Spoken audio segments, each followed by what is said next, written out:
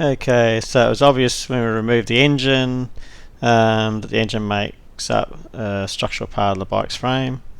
Now that we've removed the engine, we'll need to fabricate a structure that can fit the electric motor, the batteries, and at the same time replace the engine as a structural part of the frame. So the engine bolted to the frame at 6 points.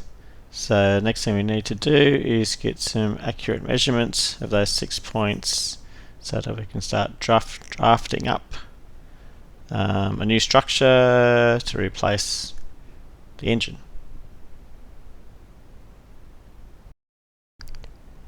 Using some set squares, I was able to measure the distance and angles between the mounting points. I found that the top rear mounting point and the front were almost 90 degrees to the rear, with the front mounting points being 5mm lower than the top rear mounting point.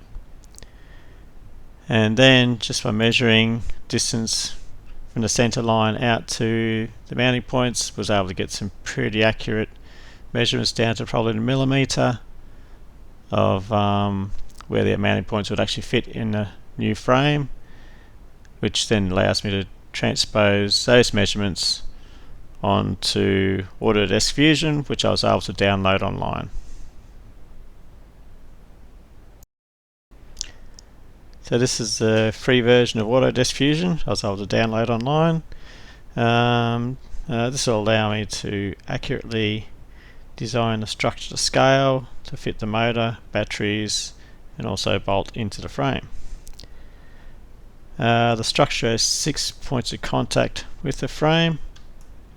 So we have the top mounts and the rear mounts, and we have put a brace from the bottom rear of the frame to the top mount to support the frame from bending, and the box section to prevent the frame from twisting. So you can see the engine mounts, or the frame mounts, are in green on here, list shown on here on the bike, and everything else will be manufactured. We had a 6mm aluminium plate to make up the box structure. The other considerations we have to make is a space for the batteries inside the box and the mounting of the motor. We'll be mounting the electric motor to a plate here, which will be welded into the frame, and a removable plate on the back of the motor so we can get the motor in and out. That'll make the frame rigid and should support everything we need. So yeah, so the consideration is space for the batteries and the mounting of the electric motor within the structure. It's important that the weight distribution of the batteries and motor mimic that of the original engine to ensure the stability of the bike.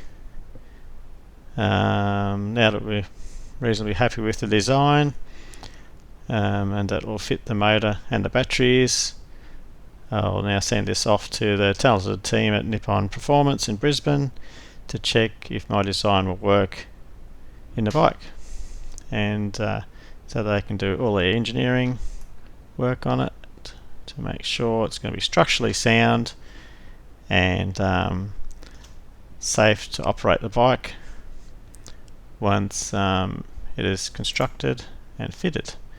So we've got here a drawing showing all the measurements, and we'll send all this through so that we can do all the calculations to see if what I think will work will actually work in the bike.